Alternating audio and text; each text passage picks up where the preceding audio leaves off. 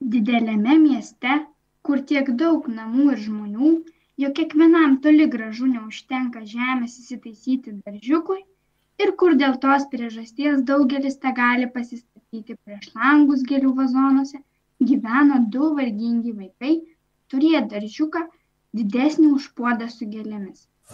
Jie nebuvo brolis ir sesuo, bet mylėjo viens kitą kaip vieno tėvo vaikai.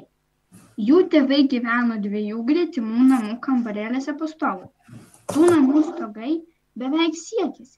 Vieno kambarėlio langas žiūrėjo į kito langą, išilgai abiejų namų sienos ėjo lataka. Todėl užteko tik peršokti tą lataką ir jau galėjai pasiekti kaimyną gyvenusi priešais. Abiejų vaikų tėvai turėjo po vieną medinę dėžę, kur augino daržoves ir po rožių krūmų. Kartą tėvai sugalvojo pastatyti tas dėžes skersai latako, kad jos siektų nuo vieno lango lig kito ir atrodytų kaip dvi gėlių lovelės. Žirnių viršūnės buvo nusvirusios iš dėžių, o rožių krūmų šakos vyniojosi aplink langus ir kabinosi viena su kita, sudarydamos tartum kokius žalių lapų ir žiedų garbės vartus. Dėžės buvo aukštai padėtos, vaikai negalėjo ten įsiristi.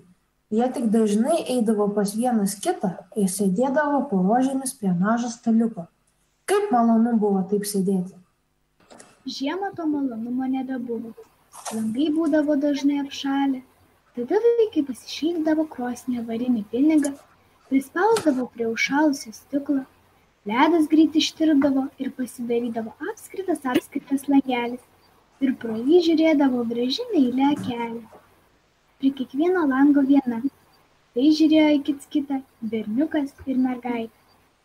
Jis vardu buvo Kajus, o ji Gerda. Vasarą užteko vieno žingsnio sueiti, o žiemą reikėjo daug pakopų nusileisti žemyn. Paskui tiek pat pakopų lipti aukštyn, kai lauke pustė sniegas. Tai spiečiasi baltos bitės, sakė senelė. Ar jos irgi turi karalienę? Klausė berniukas. Jis žinojo, kad bičių spiečius nesti be karalienės. Turi, kaip neturės, atsakė senelė. Jis skrenda ten, kur sninga tirščiausia. Ji didesnė už kitas sniges ir niekados nesileidžia žemė. Skubinasi greičiausiai grįžti į juodą debesį. Kartais į žiemos naktimis skraido po miesto gatves ir žvalgosi į visus langus. Tada langai taip gražiai apšąla, lyg būtų baltomis gėlėmis išrašyti. Matėm.